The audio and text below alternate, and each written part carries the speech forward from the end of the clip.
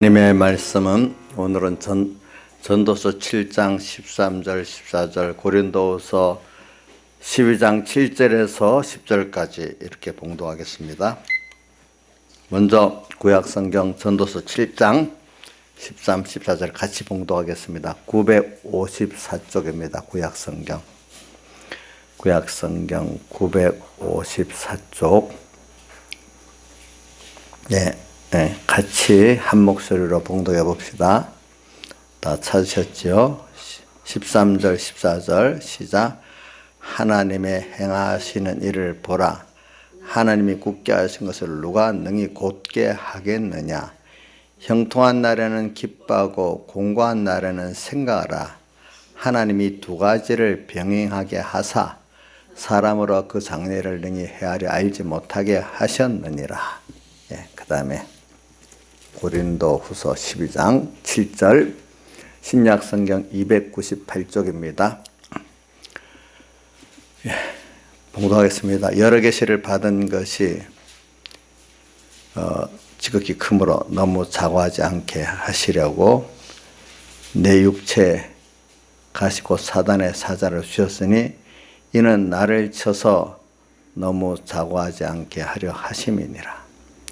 이것이 내게서 떠나기 위하여 내가 3번 주께 간구하였더니 내게 이르시기를 내 은혜가 내게 족하도다. 이는 내 능력이 약한 데서 온전해짐이라 하신지라. 이러므로 도리어 크게 기뻐함으로 나의 여러 약한 것들에 대하여 자랑하리니 이는 그리스도의 능력으로 내게 머물게 하려 함이라. 그러므로 내가 그리스도를 위하여 약한 것들과 능력과 공핍과 핍박과 혼란을 기뻐하노니 이는 내가 약할 그때 곧 강함이니라. 아멘.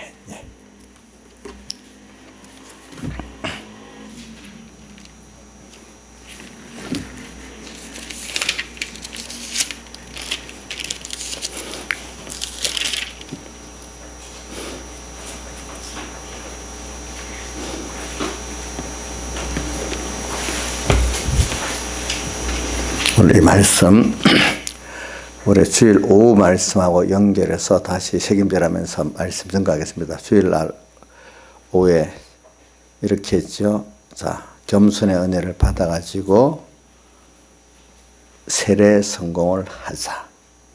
또 세례 성공을 해서 부활 성공을 하자. 이렇게 했습니다. 겸손의 은혜를 받아가지고 세례 성공을 하고 또 세례 성공을 해서 부활 성공을 하자. 그러면 자, 우리가 궁금 부활이 없다면은 바울 사도께서 우리가 모든 사람 가운데 가장 불쌍한 자인데 우리는 부활이 우리가 죽고 본체가 부활하는 부활이 있습니다. 근데 그걸 우리는 생명부활이라고 하죠. 요한복음 5장에 예수님께서 심판부활, 생명부활 두 가지 말했으니까. 근데 그건 우리의 본체 부활이죠. 그 다음 또 우리가 세상에 태어나가지고 주님이 택한 백성에게 때가 되면 중생시키는 역사, 주님의 핏공로, 성령 진리가 역사해가지고 우리 영을 중생시키는 영부활이 있습니다. 그 다음 또 영부활 받은 자들이 오늘 또 예수님의 핏공로 성령과 진리를 힘입어 가지고 우리가 마음과 몸의 기능을 살리는 이 부활, 현재 부활이 있습니다. 심신의 기능 부활, 이걸 다른 말로 성화권이라고도 하고 또 건설권이라고도 하고 이렇게 어떨 때는 변화라고도 하고 이렇게 하죠. 이런 것들을. 자, 그러니까 이런 부활이 우리에게 있기 때문에 우리는 심판부활 가서 지옥 갈 사람들에 비해서 너무나 우리가 영광스러운 자지. 우리 삶의 그 방향이. 만약 그런 이 세 가지 부활이 없다면은 모든 사람 가운데 가장 불쌍한 자 아니겠습니까? 그래서 우리는 궁극은 우리 이 세 가지 부활이 있는데 우리가 이제 이 두 가지 부활을 우리 기본권으로 받는 거죠. 뭐지? 하나는 이제 영부활, 중생. 또 하나는 기본권으로 받는 게 뭐죠?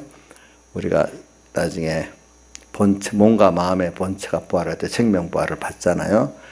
근데 우리가 이 기본권의 은혜로 이 영부활하고 또 본체 생명 부활을 하는데, 이런 자가 이제 영도 영광스러운 이런 영으로서, 또 육신도 영광스러운 육신으로서 참 하나님과 동행하면서 모든 만물에게 하나님의 은혜를 전달해서 내가 영광의 찬송이 되고, 또 내 자신이 하나님의 은혜를 깨닫고 누려서 영광 하나님의 은혜를 찬미하는 이런 내가 되는 게 뭐냐면, 우리가 세상이라는 노정에서 우리가 이 저기 영부활을 했습니다. 영부활은 홍해 바다를 건너는 것인데, 이제 그런 자들이 이제 매일매일 성령 세례를 받아가지고 옛사람 죽이고 내가 거기서 새 사람으로 살고 자라서 하나님의 형상으로 덧입어지고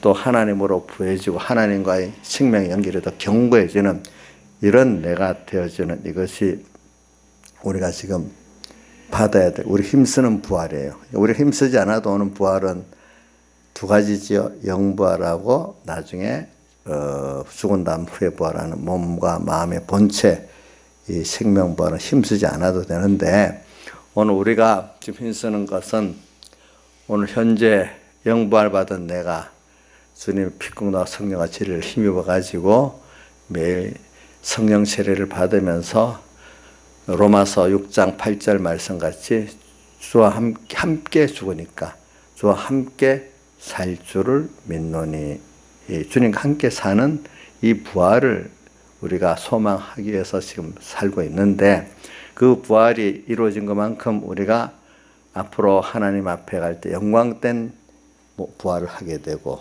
또 하나님을 기쁘시게 할 수가 있고, 만물들에게 고대 소망이 돼서 만물들이 우리를 볼 때 하나님의 영광의 찬송이라고 우리를 보고 찬송하고, 우리 자신도 하나님의 은혜를 너무나 받고 깨달아갖고 그의 은혜의 영광을 찬미하는 이런 우리가 되도록 이렇게 한단 말입니다. 얼마나 내가 영부활 받은 내가 영과 함께 이 주님의 피공로 성령과 제일 힘입어 가지고 오늘 성령 세례를 잘 받았느냐에 따라서 이 현재 이 심신의 기능 부활, 다른 말로 하면 성화권, 하나님과 동행의 실력들, 다르게 표현하면 하나님과 긴밀한 생명 관계를 맺고 또 하나님 형상을 덧입고 또 하나님으로 부해지는 이런 내가 되느냐 이 말입니다. 그래서 이 부활을 받기 위해서는 오늘 우리가 땅에서 지금 하나님이 세상이라는 이 노정에서 보내가지고 양육을 하잖아요. 이제 그래서 요한계시록 12장 6절과 14절에 보면 광야가 우리를 광야로 인도했는데 그것에서 우리를 양육한다고 다 6절도 있고 14절도 있죠. 또 그러면서 그것이 우리가 어때? 있을 자기 곳이라고 표현했잖아요. 예. 근데 여기서 우리가 매일 성령 세례를 받는 형태가 뭐냐? 시험과 가시입니다. 그래서 신명기 8장 3절과 15절 16절에 보면 우리 광야 40년을 말을 하면서 거기서 3절 15절 16절의 결과는 앞에 광야를 말했어요. 광야가 크고 두렵고 위험한 광야라고 표현을 해놨어요. 우선 공통적으로. 근데 거기서 하나님께서 또 뭐도 주셨죠? 그런 광야에서 신령한 식물도 주시고 신령한 음료도 기적의 하나님의 역사가 또 같이 하는 거죠. 하면서 또 말씀에 신령한 말씀, 그죠? 신령한 성령 은혜를 또 같이 주시는 것이죠. 그 주시면서 우리를 꼭 두 군데 다 시험하고 낮췄다는 말씀이 꼭 있죠. 그렇죠? 우리를 시험을 해. 우리를 시험해서 우리 자신을 알게 해. 그래서 우리를 자신을 알면은 하나님 앞에 낮아지게 돼 있어. 너희를 시험하고 낮추사. 우리 인생들이 시험이 없으면요, 뭐 자기가 낮아질 사람 한 사람도 없어요. 우리 학교에서도 아이들 시험을 쳐봐야 그 실력을 알잖아요, 그렇죠? 우리도 우리 자신도 시험을 쳐봐야 내가 뭐 어느 정도인지 알지. 하나님은 뭐 시험을 안 쳐봐도 아실 거예요, 아마 거기서. 그래서 꼭 우리를 시험하고 또 우리를 낮춰가지고 그 3절에는 신명기 8장 3절에는 그 결과가 뭐냐면 사람이 떡으로만 사는 게 아니고 하나님의 입에서 나오는 말씀의 순종으로 살아가는 거다 하는 거는 우리 하나님의 자녀된 우리들에게 깨우치는 그 양육이에요. 그렇죠? 그것이 바로 내가 부활받는 거예요. 그렇죠? 예. 그게 내가 지식이 변화받고 사람이 변화받는 겁니다.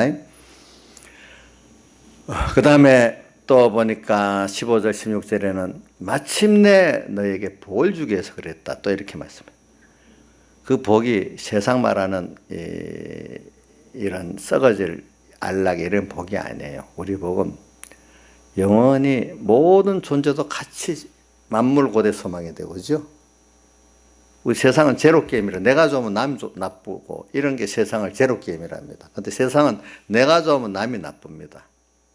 근데 오늘 하나님이 주신 이 구원은 내가 좋지만 하나님도 좋아하고 만물도 좋아하는 이런 구원입니다.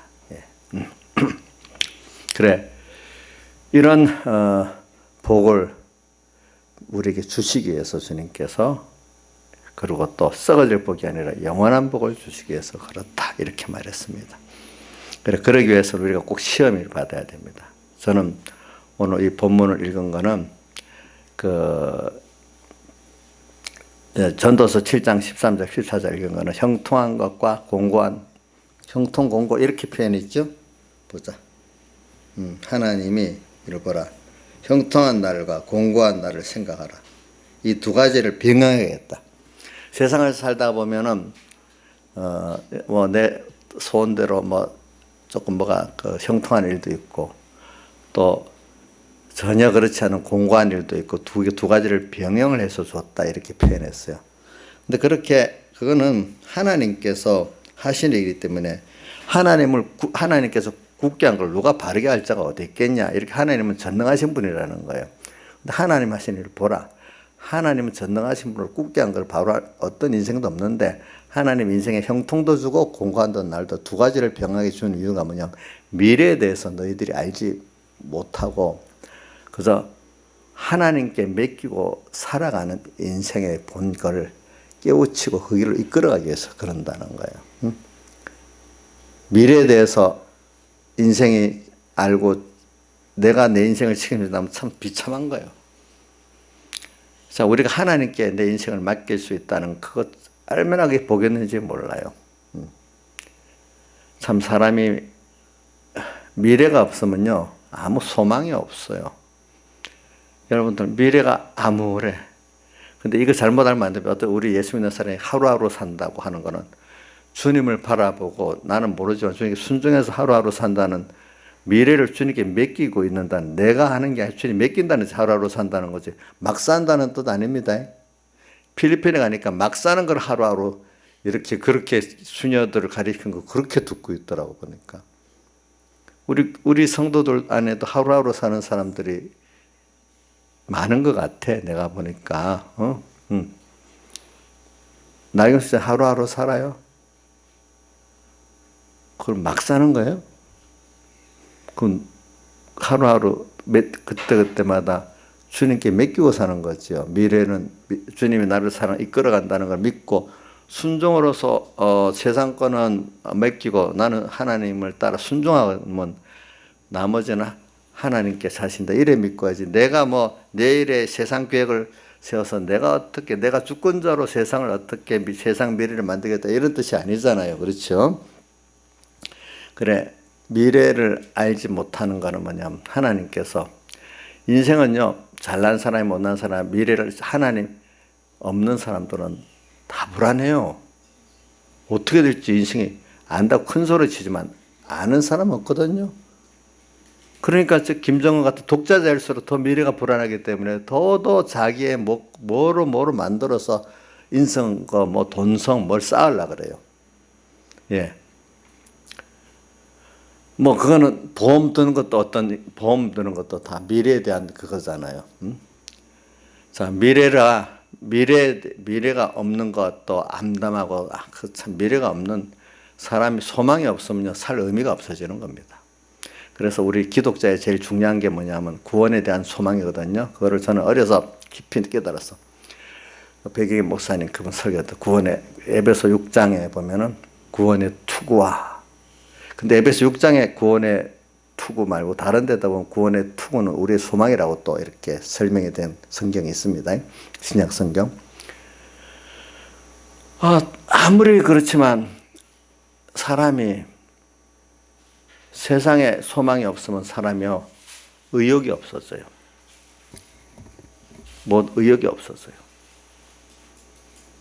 근데 세상 사람들은 죽으면 끝나는 거니까 그 소망 기껏 해봐야 죽으면 끝이지 않으니까 그것밖에 소망이 없어. 그러니까 우리하고 달라. 우리는 죽고 넘어까지 소망이 있어. 영원 소망이 있어. 그 벌써 삶의 그 의미가 다른 거예요, 여러분들. 소망이 없다는 인생이 가장 불행하고 암울한 거예요.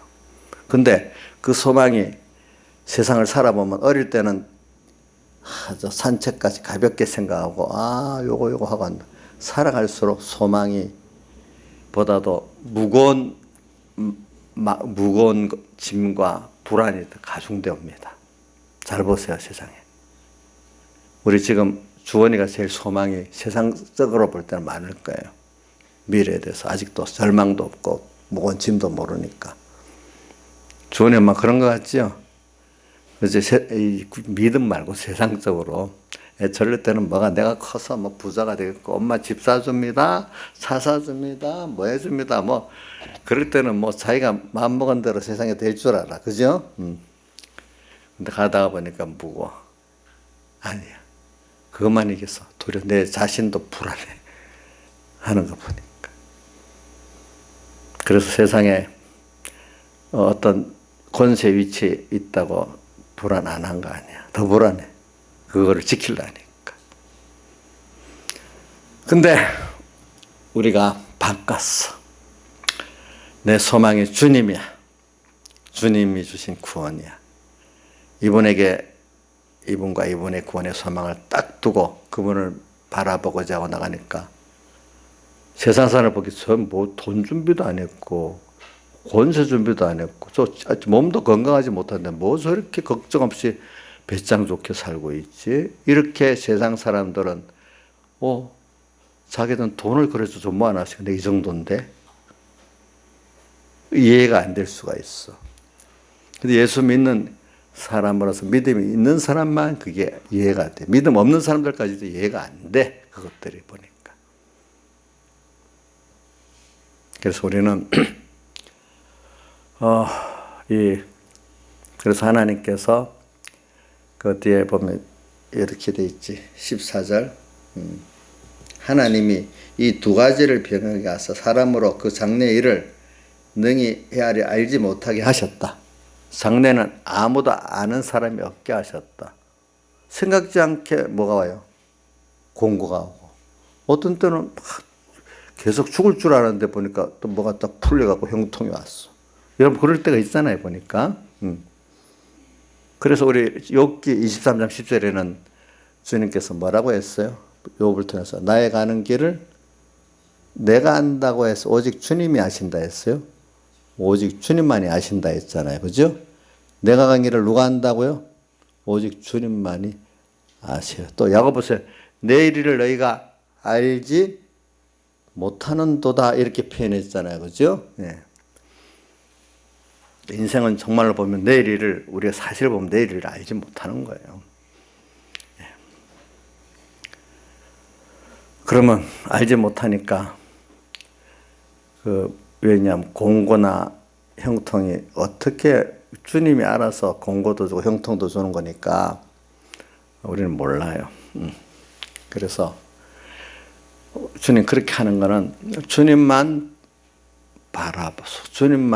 주님의 구원만을 참 소망으로 가지고 지금 주님만 바라보고자 하고 소망하는 자를 자꾸 만드시려는 거고, 주님의 바라봤던 것들을 우상이라 하죠. 우상들을 우리가 혹시 있던 것도 깨트리고 깰라 그러는 거죠. 예. 자기 속의 노상들을 깨는 거죠. 그래서 여러분들이 이걸 꼭 잘 생각하셔야 됩니다. 그래서 하나님은 오늘 우리를 이렇게 지금 부활시키는데 이런 면으로 지금 우리를 부활시키고 있거든요. 세상을 지금 제가 말하는 거는 요즘 주일 오전 설교에 그 세상 광야로 이렇게 갑니다. 광야를 가는데 오늘 우리에게 시험하고 또 낮추십니다. 그러면서 뭐도 주신다고 반석에서 물도 주시고 신령한 음료를 마시고 신령한 식물을 또 주십니다. 그러면서 오늘 우리가 시험을 받고 그래서 낮아져가지고 하나님 앞에 겸손하고 하나님만 바라보고자 하고 소망하는 우상이 없는 자를 또 이렇게 만들어 가시는 주님이십니다. 그래서 여기에는 또 우리가 은혜를 많이 받은 자들에게는 오늘 오후 설교는 여러분들이 다 은혜를 많이 받았다고 저는 믿고 있어요.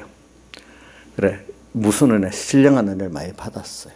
받았기 때문에 바울 사도의 지금 12장 9절에 고린도서 12장 9절은 바울이 신령한 은혜를 많이 받았다는 그 면을 말하고 있어요. 내가 받은 계시가 너무 크기 때문에 너가 자고하지 않게 하고 빌립보 3장 8절에 있는 너무 내가 유익하던 것을 다 해로 여기는다는 그거는 세상적인 잘난 거 좋은 것들을 많이 가졌다고 해서 세상적으로 유익하던 것들을 다 해로 여겼다 그 말이거든요. 근데 거기서는 그런 면을 말했지만은 고린도서 12장 9절에는 7절부터 9절에 10절까지 말씀은 그게 아니고 뭐지요?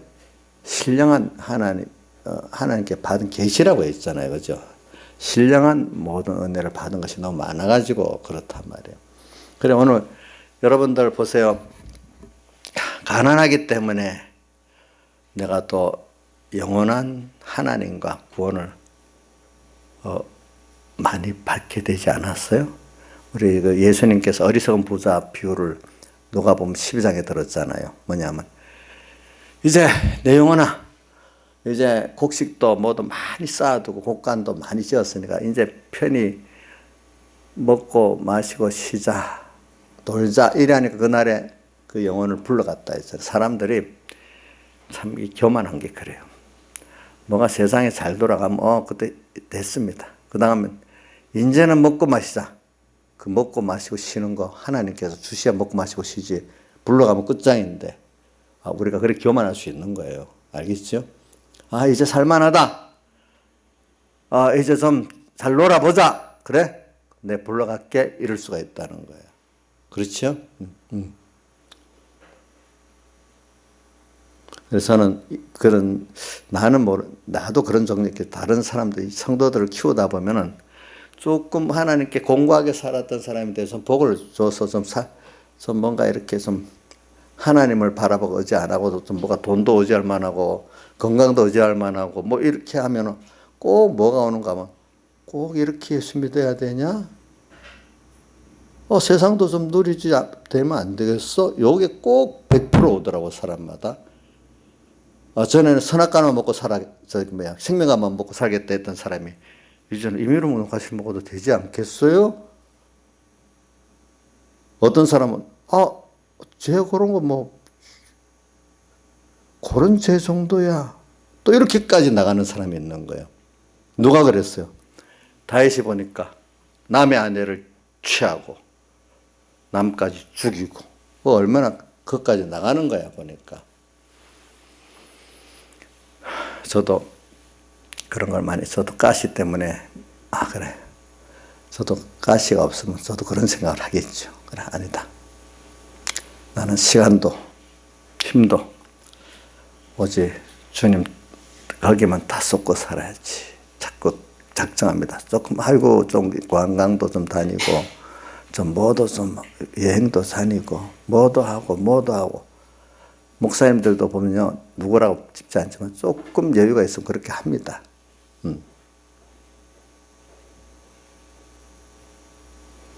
도리어 제가 이래 보면요, 도리어 경제 능력도 있고 하는데 어떤 목사님들은 경건하게 살라고요. 절대로 안 하는 분들이 있고요. 도리어 남한테 보조를 받으면서 그런 분들이 여유가 있고 힘이 있으면 그거 가려고 더 그럽니다. 이상하죠, 제가 보면은. 예. 도리 어떤 분들은 경제 여유가 있으면 하나님을 생각하니까 그렇게 하면 안 되지. 나는 이 시간, 힘, 재물을 하나 여기에다 쏟고 살아야 되겠어. 이런 분들이 있어요. 똑같은 목회자라도 하나님이 주신 생각이 그래 다르더라고. 근데 참 그렇게 뭐 죄 짓는 죄라고 정죄는 못 하잖아요. 그러니까 그건 또 하나님 주신 은혜대로 생각하는 거예요. 어떨 때는 꼭 한다면 도와줄 수도 있는 거예요. 그런 것도. 그죠? 근데 그 사람마다의 그 하나님이 정한 그게 있기 때문에 달라요. 그래서도 하나님이 가시를 주니까 그래. 저도 그런 생각을 많이 해요. 그래. 하나님 내게 은혜를 많이 줬지. 그래, 은혜 준 것 같고 내가 더 충성하다가 하나님께 가야 안 되겠어? 이렇게 생각을 자꾸 하도록 만들어 주세요. 알게 보니까. 근데 그렇게 한다면 다윗이 여자를 취하고 죽이고 하는 그 순서로 하잖아요. 그죠? 그렇게도 될 수 있어요. 하나님 간섭 안 해주면은. 그래서 오늘 우리가 오늘 주일날 오후에 가시에 대한 얘기는 은혜를 우리가 받은 우리 삼본계 성도들이라고 생각하고 그렇게 한 겁니다. 예. 그러니까 보편적인 모든 사람들은 다 이렇게 시험과 낮춤을 받습니다. 근데 시험과 낮춤을 받는 안에 또 가시라는 거는 남은 잘 몰라요. 나만 고통스러운 그런 면을 말하는 거예요. 그런 가시를 또 뭐냐면 은혜를 많이 받는 자에게는 꼭 주셔요. 주셔야 은혜로 받은 은혜로 교만하지 않고 그것이 자기 구원에도 잘 써지고 하나님도 기쁘게 하고 남의 구원에 되는 이런 일이 된다 이 말입니다. 그러니까 여러분들 신앙생활 할 때 좀 이것만 정리되면 시원하게 이렇게 정리되면 내가 더 예수 잘 믿고 충성하겠다 이런 생각을 하지 마세요. 예. 저는 그런 생각을 안 하고 살지라는 많은 사람들 보면 대부분이 보면요. 무슨 일을 딱 그래 요 문제가 딱 해결되고 요걸 딱 해결하고 그래갖고 복음 사업을 잘하고 잘 믿고 이런 것들이 대부분 사람들이 갖고 있더라고. 나는 저 정도 신앙이 있으면 그렇게 생각 안 할 줄 알았는데 싶은데도 아니 사람들이 그렇지가 않더라고 보니까. 우리 교회 성도들도 미리 가르칩니다. 여러분 은혜를 많이 받았죠? 그럼 내가 더 하나님께 충성하고 잘 믿기 위해서 복음이라. 요 부분 다 하고 나면 더 잘할 거 아니야. 하나님 요거 자기 나름대로 또 그 기도도 하고 막 그럴 것 같을 때. 근데 바울에게 뭐라고 했어요? 들어줬어요? 안 들어줬어요? 바울 들어줬어요? 안 들어줬어요? 안 들어줬어. 오늘 전도서에 나오잖아요. 형통도 주고 공고도 주면서 병영을 해가면서 우리를 구원해 나가시는 하나님이에요. 아시겠죠? 김영임 목사님 그래서 가시 없애달라고 하면 없애주겠어? 바울사는 가시가 없으면 더 복음 일 더 잘할 줄 알았잖아. 근데 나중에 이 가시라는 것 때문에 길게 그것 때문에 고통스러워서 가시 가진 사람만 알겠지. 그것 때문에 깊이 기도하는데도 이게 잘 안 들어줘. 기도했는데 한 달 만에 들어주고 하면 이게 가시도 아니야. 어떤 거 그런 것들은. 근데도 안 들어주고. 근데 나 혼자만 남도 모르게 나 혼자 힘들어. 어떨 때는 그 가족끼리 같이 힘든 것도 있겠죠. 가족의 가시 같은 거죠. 없애줘야 하나 너무 힘들어. 그럼 그게 뭐죠? 가시예요. 그럼. 근데 없애만 주면 뭐 하겠습니다. 우리 이렇게 하지 맙시다. 우리 구원이라는 거는 오늘 현재 구원을 이루어가는 거죠. 그 가시가 있어도 오늘 또 구원을 이루어야 되고, 그죠? 그렇죠? 맞죠? 저는 우리 공예에서 무슨 일이 있으면 이거 하고 나면 우리가 저는 꼭 반대하면 아닙니다. 그거 상관없이 그거는 그때까지 가는. 오늘 이 시간부터 여기에 우리가 구원 이루고 가는 거지. 무슨 그때가 돼야 된다. 저는 구원이라는 건 현재지. 그때 주권이 뭐가 되면 되는 게 아닙니다. 그 이런 말해도 뭐 알아듣는 사람 알아듣고 뭐 못 알아듣는 사람 못 쓸데없는 말 하고 있어. 이런 사람도 있어요, 보니까. 알아듣는 사람 알아듣고 못 알아듣는 사람 못 알아들어, 그 말 해도. 예. 그래, 여러분들이 지금 제가 이 가시 얘기를 하는 거는 남이 모르는 나 혼자 고통당하고 남의 가정만 우리 가정만 아는 고통이니까 얼마나 남한테 말도 못하고 답답하게 했어. 참 이정수 씨 남한테 말도 못하고 혼자 그런 거 참 답답하겠지. 말이라도 하소연해서 상대방이 그래 이해라도 해주면 좀 낫겠는데, 그죠? 이정수 씨도 말 못할 그런 게 있지? 있어요? 있을 거예요. 아마 있을 거예요. 우리 이정수 씨도 하나님 주시겠지. 근데 그거 싹 없어지면 신앙생활도 잘할 것 같다는 생각을 하면 안 됩니다. 제가 왜 이런 말하는 거니까 이걸 깊이 이 진리를 자꾸 듣고 배우면 그 순간에 아는데 또 지나가면 잊어버려. 근데 제가 이걸 누구 다른 목사님들 어떤 성도들을 멸시하고 낮추려고 그런 게 아니고 실제로 어떤 현실의 일을 만나보면은 이 말씀을 모르기도 하고 또 알아도 또 이걸 그때 생각을 안 해. 그러니까 다 보면 대부분 일을 깨끗이 처리하고 이렇게 되고 나면 뭐 하겠다 이런 게 참 많아요, 사람들마다. 근데 이 가시 안에서 또 시험 안에서 내가 이걸 공부한 이 안에서 하나님의 뜻을 찾아가면서 내가 구원을 이루어 나가야 되겠다. 이러는 게 정상적이고 바로 진리적인 거거든요. 그렇죠? 예. 우리 자꾸 남을 내가 이게 하는 이유는 여러분들에게 이런 게 있더라. 어떤 사람들은 꼭 모든 교회들이 다 우리 교회 같이 이렇게 지금 이렇게 가족같이 평안하게 간다. 모르는 사람은 그렇게 생각하는데 대부분 교회들이 다 시끄럽습니다. 또 이런 말은 그런 게 어디 있겠어. 대부분 사람들이 그렇게 한다는 말은 정말로 그렇기 때문에 그걸 알고 자기가 그렇지 않고 있던 하나님의 은혜를 특별히 주신 거예요. 그게 알겠죠? 보니까. 자, 광야에서도 다수가 멸망받았잖아. 그러나 소수의 사람들이 세례 성공했지. 그렇잖아요. 누굴 비교하기 위해서 낮추기 위해서 그런 게 아니잖아요. 그렇죠? 우리가 보니까 어쨌든 할 수 없는 비교니까. 그래서 오늘 가시를 뜨면서 지금 오늘은 좀 예배 때 중점으로 지금 말하고 있는 겁니다. 그러니까 그럴 때 여러분들이 하나님께서 주신 이걸 통해서 은혜를 더 깨닫고 은혜가 계속되게 하고 더 나를 강하게 하려고 그러는 거예요. 그래서 가시로 인해서 어떻게 되는가 하면 내가 겸손하게 되는 거예요. 일단은 그렇죠? 예. 내 자신이 그래서 가시 교만인데 어느새 하나님 은혜 주고 나면 탁 잊어버려가지고 하나님이 준 거를 잊어버리고 내가 하나님 주어서 된 걸 잊어버리고 바벨탑 쌓을 때 그 사람들 하나님이 축복해서 그래 됐는데 그럼 자기들이 하다가 보니까 더 어떻게 하나님 경록히 했잖아요. 그렇죠?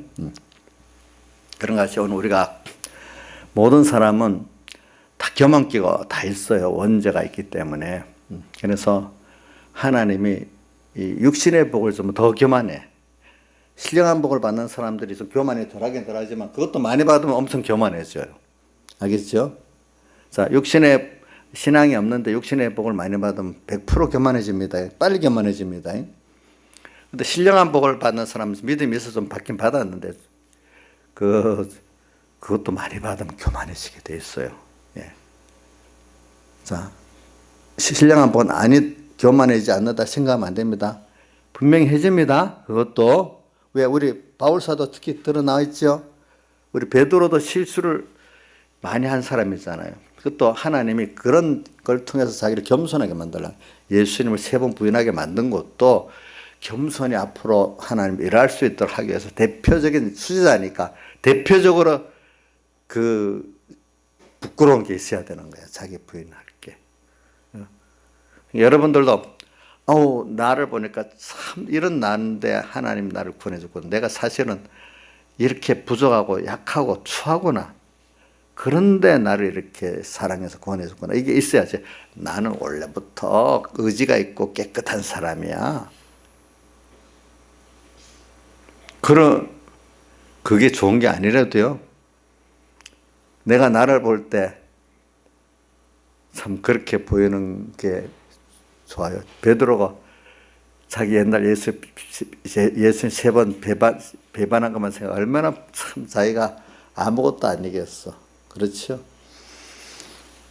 그렇기 때문에 사람이 신앙생활 할 때 우리가 뭐냐면 주님께서 자꾸 이렇게 만드는 이유는 독립적으로 강한 사람이 가장 무능한 사람이에요.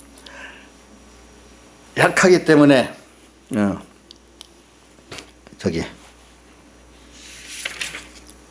스스로 강하다고 하는 사람, 선줄로 생각하는 자는 넘어질까 조심하라.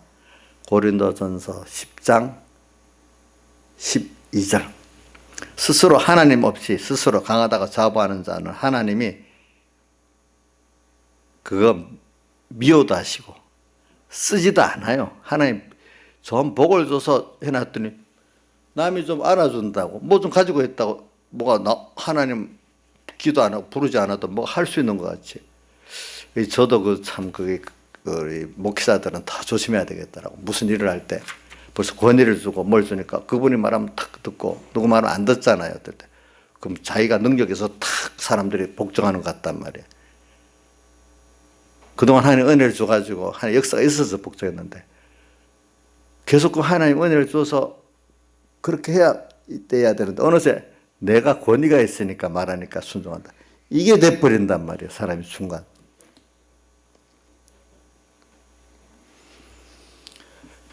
그럼 이거 혼자 하는 거잖아요. 그죠? 그럼 혼자 하는데 하나님이 이제 어떨 때는 사람의 감동을 말 안 듣게 만듭니다. 그러면 이것들이 그동안에 듣던 사람이 왜 이리 달라졌어 하면서 자기가 하나님을 떠나서 하나님이 감동시켜서 한 거라 생각하면 내가 나한테 순종하던 사람들이 왜 이리 달라졌나고 막 사람들을 공격하고 미워하게 된단 말이야. 갑자기 또. 그리 되기가 쉬워요. 그죠? 그래서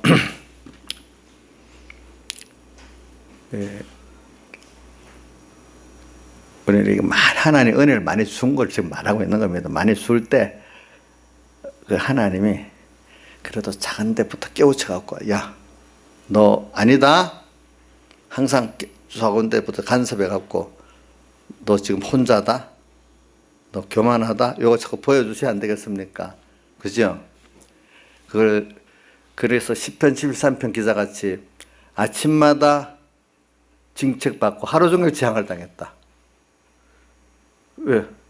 조금만 잘못해도 이 하나님 간섭했다. 그 사랑의 간섭인데 자기는 그렇게 생각을 한 거죠. 그렇죠? 제일 간섭 많은 게 우리 요한계시록 11장에 보면 성전 제단 경배하는 자들은 주님이 간섭하시고 또 여기 성전 밤마당 같은 사람 간섭 안 했다 했잖아요. 자, 김영희 선생 간섭 하나님께 많이 받는 게 좋겠지. 아이고 대답은 잘한다.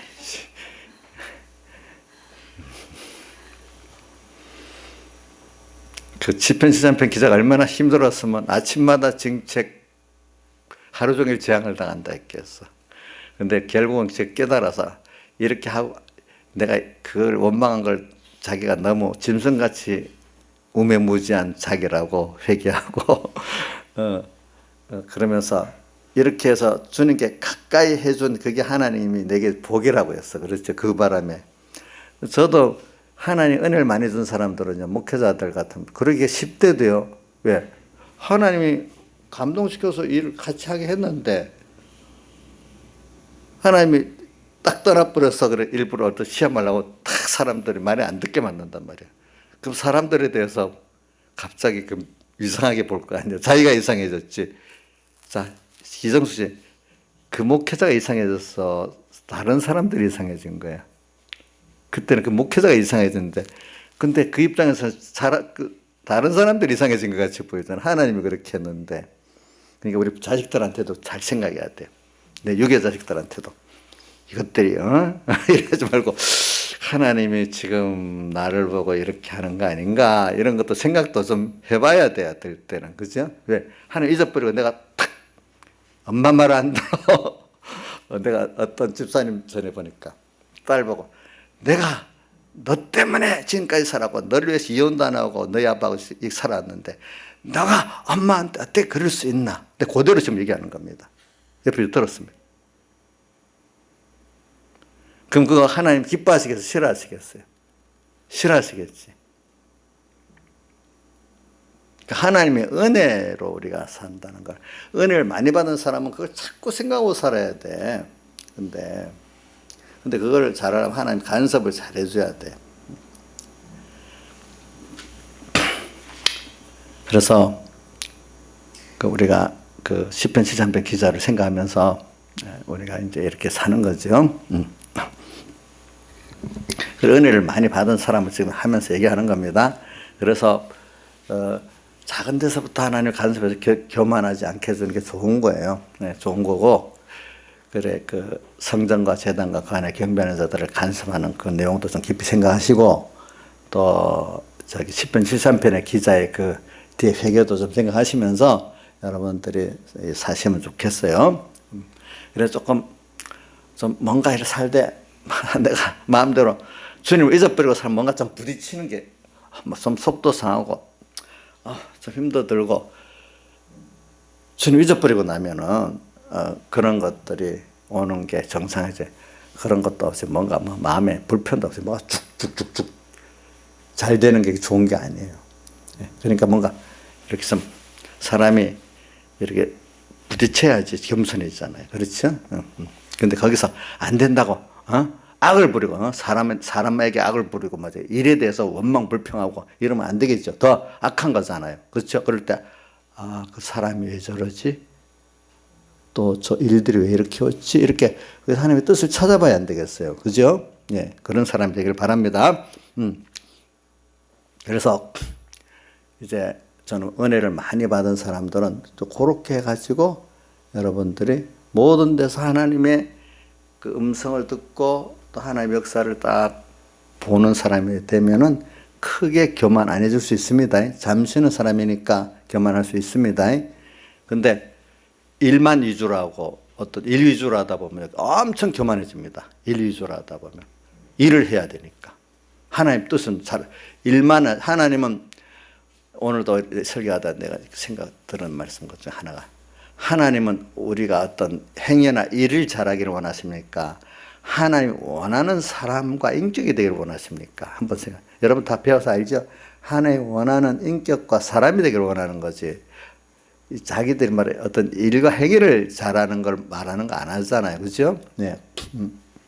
근데 보통 이제 뭐 복음이라고 뭐 교회 목사가 되고 집사가 되고 뭐 일하다 보면은 어느새 그 인리주의 사람이 돼버리는 거예요.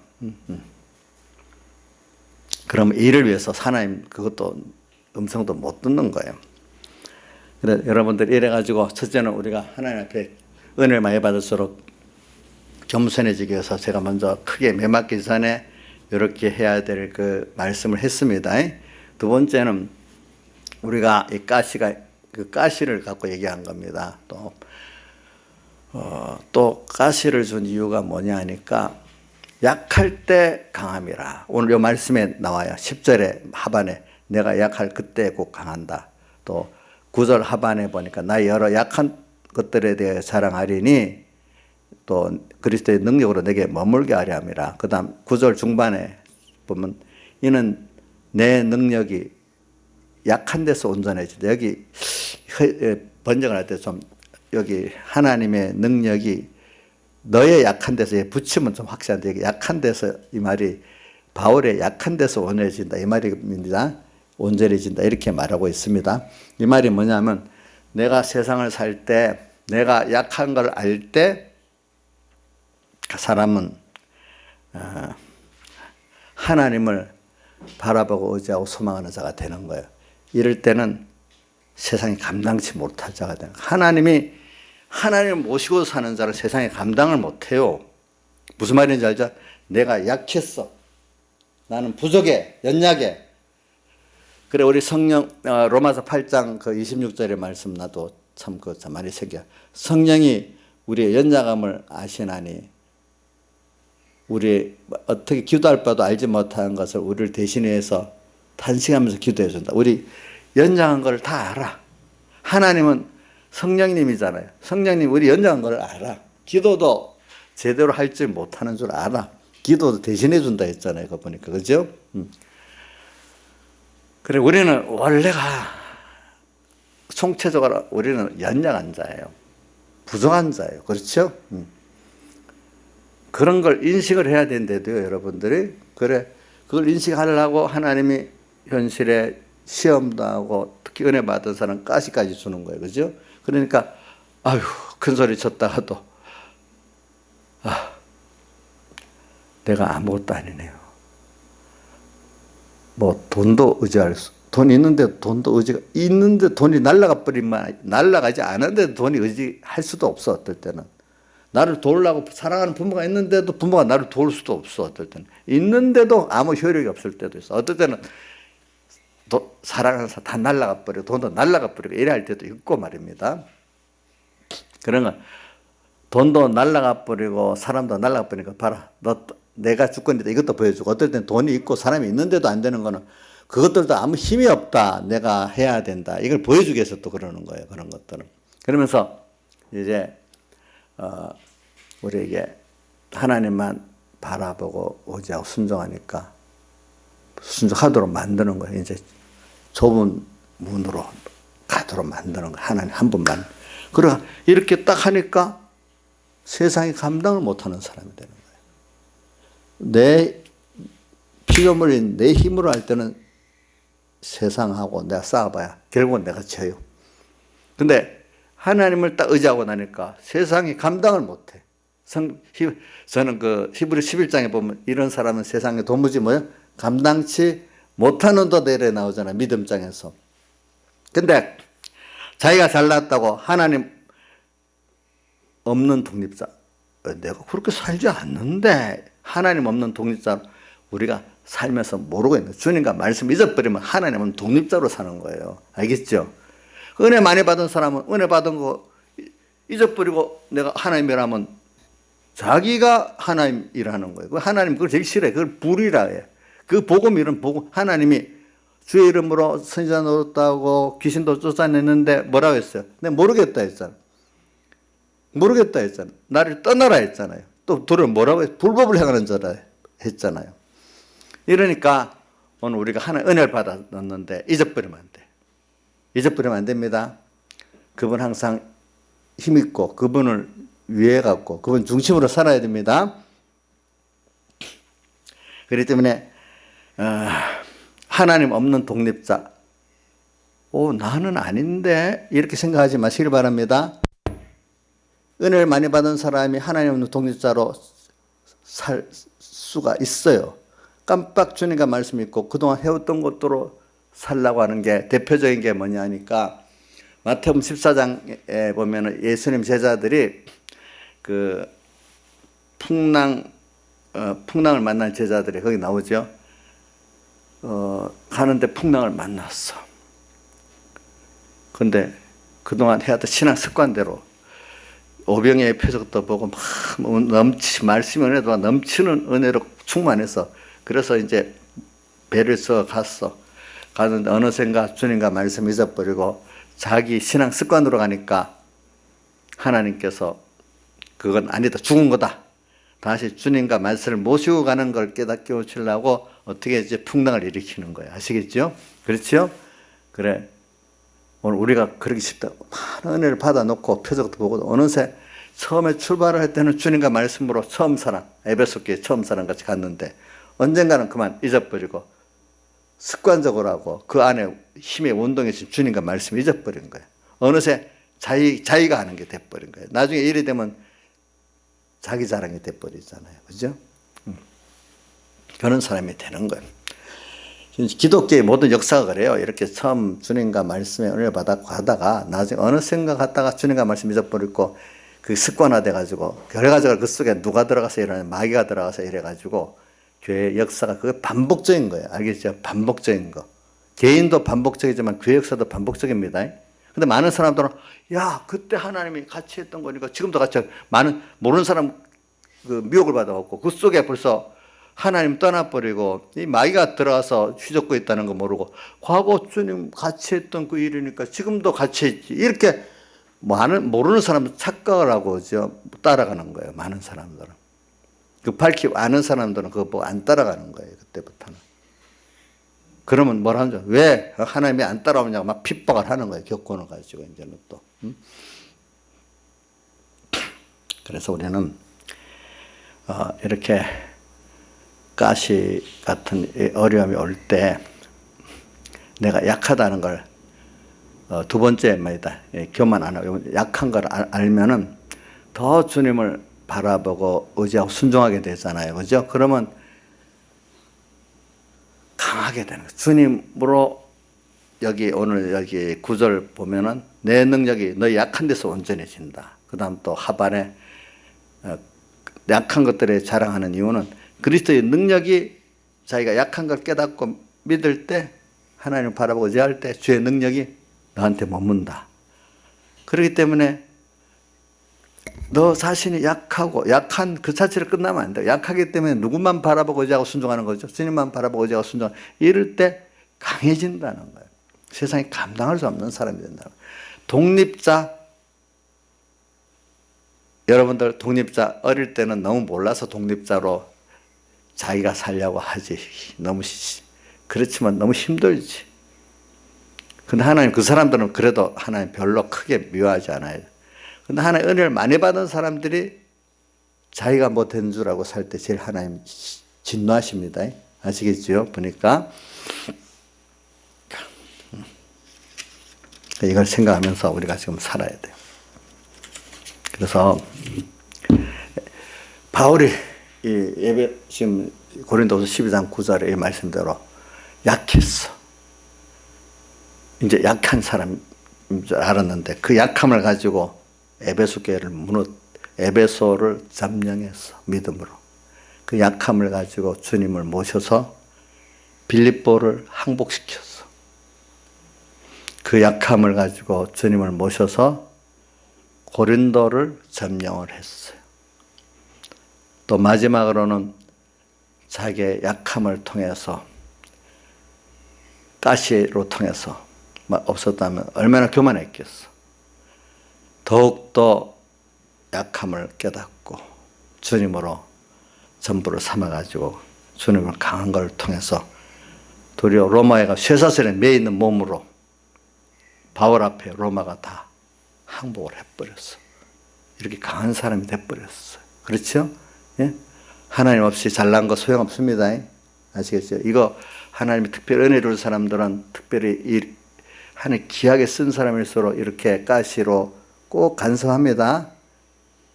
아시겠죠? 예. 그게 얼마나 고통스럽고 쉬운 게 아니에요, 이게. 신앙의 그릇은 겸손의 그릇이라 이렇게 보고 있어요. 그래서 오늘 우리가 가시로 인해서 한숨을 쉬고 눈물을 흘리는 날이 많다 할지라도 그것이 나를 하나님으로 강하게 하고 하나님의 사랑의 손길이라는 걸 잊지 말아야 돼요.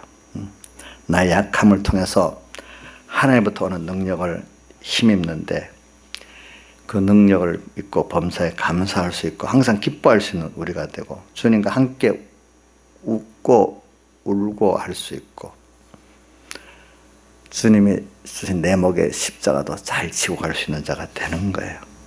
바울에게 육체의 가시가 처음에 깨닫지 못할 때는 너무 억울하고 처음에는 억울해요. 또 많은 손해보는 것 같이 여겨졌지만은 나중에 보니까 그게 더 큰 은혜고 더 많은 것들을 그걸 통해 주신다는 걸 깨닫게 됐어요. 자, 우리 육체 남보다도 내가 더 충성했는데 이랬는데 억울하겠지요. 그렇죠? 신앙생활 하다 보면 억울한 면이 생길 때가 있어요. 그게 아직도 하나님이 은혜를 줬는데 은혜를 지금 잘 몰라서 그러는 거예요. 알겠죠? 예수 믿고 자기를 부인하고 자기 십자가를 지면서 나와 부모와 형제를 버리면 이 억울할 것 같잖아. 근데 안 주잖아. 억울할 것 같잖아. 그렇지 않는 거예요. 그래서 우리는 찬송가 94장 찬송, 93장 찬송 3절 존귀 영광 모든 것에 주님 홀로 받았어. 왜? 주님이 나 위해 사신 게 너무 크기 때문에 나는 이제 받을 수 없어. 근데 아직도 주님 낮아도 나는 높아져야 되겠다는 이 생각을 하는 사람들이 땅에 예수 믿는 사람들은 대부분이에요. 그 다음에 멸시천대 십자가는 제가 지고 가리다. 이게 당연한 거죠. 이게 의가 아니에요. 당연한 거예요. 이름 없이 빚도 없이 감사하며 섬겼다. 근데 참 교회 안에 보면은 뭐 목사님들부터 여 교회 안에 평신도들까지 자기 이름이 안 나면 안 돼. 주님 때문에 자기 이름이 묻히면 너무너무 싫어요. 근데 그거를 우리가 주님 빚진감을 갖고 우리 살아야 돼요, 여러분. 그거를 멸시천대 십자가는 내가 지고 가면서 감사할 수 있는 사람이 돼야 돼요. 억지가 아니에요. 은혜를 생각하면 당연히 그렇게 될 수밖에 없어. 그 기회가 주어진 게 멸시천대 십자가를 질 수 있는 기회가 너무 감사할 수 있어야 되는 거예요. 그래서 가시 자체가 은혜는 아니죠. 가시로 통해서 이게 나를 이렇게 사랑해주고 감사할 수 있어야 되는 거예요. 그죠? 예. 이렇게 우리가 가야 되겠죠. 예. 그래서 신앙에 우리 선배들이 보면은 바울 사도는 끝까지 가시는 있었죠. 가시가 없어서 가시가 물러가고 다른 게 왔기 때문에 기뻐하는 기쁨도 물론 있어요, 사람에 따라. 그러나 우리 큰 거는 가시가 그대로 있지만은 그 가시를 통해서 하나님 주시는 그 은혜를 깨달아 새롭게 주신 그 넘치는 은혜에 더 기뻐하는 이런 것들이 더 큰 믿음이에요. 아시겠죠? 보니까 이런 걸 생각하면서 우리가 좀 살아야 돼. 공고한 날의 지혜 한 번 더 하면은, 그렇기 때문에 세상을 살다가 보면은 공고한 날도 있고 형통한 날도 있도록 해놨어, 하나님이. 그게 다 왜냐하면 우리 구원을 위해서 그렇게 해놨어. 우리가 또 어떤 세상적으로 내가 볼 때 형통한, 내가 보기에 좀 편한 날도 있어야 되잖아요, 살다가. 그렇죠? 근데 이제 공고한 날을 통해서 깨닫고 나면은 그 공고한 게 나중에 더 기쁨이 되는 거로 바뀔 수가 있어요. 거꾸로. 그죠? 주를 위해서 받는 구원에 너무 기뻐할 수 있는 것이 돼 있어. 그럼 또 나를 키워. 그러면 근데 그때는 힘들었던 공고가 또 믿음으로 통과하고 나면 그 공고가 아니라 또 기쁨이 돼버려. 또 때는 이렇게. 그렇기 때문에 세상은 어두움과 빛이 조화가 이루어져서 구원이 이루어지게 돼 있고, 밤과 낮이 번갈아 오면서 구원이 이루어지게 돼 있지. 밤만 있는 것도 없어. 낮만 있는 것도 없어. 낮만 있으면 사람이 별이 있어. 밤만 있어도 사람들은 견뎌내지를 못해. 공고와 형통, 세상적인 그것들이 같이 겸해가고, 신앙적인 면도 신앙에 어떤 깨달음을 막 줄 때도 있습니다. 어떨 때는 신앙적으로 어두운 때가 올 때가 있습니다. 그 내가 죄를 지어서만 그런 거 아닙니다. 욥이 죄를 지어서 그런 거 아니잖아요. 욥이 나중에 보이지 않는 깊은 교만을 다 드러내서 깨끗이 하려고 그랬잖아요. 욥이 나중에 혼났잖아요, 하나님 앞에. 자기는 어렵다고 자꾸 해가지고. 그렇죠? 그렇지? 응? 근데 결국은 자기가 겸손하게 됐지, 그 바람에. 그런 것 같이 오늘 우리가 이런 걸 생각하면서 오늘 남을 비교하지 말고 우리 하나님과 나의 관계 속에서 성경에 있는 그 깨달음을 가지고 말씀을 비교해 가면 다 됩니다. 다 같이 주님께 기도드리겠습니다.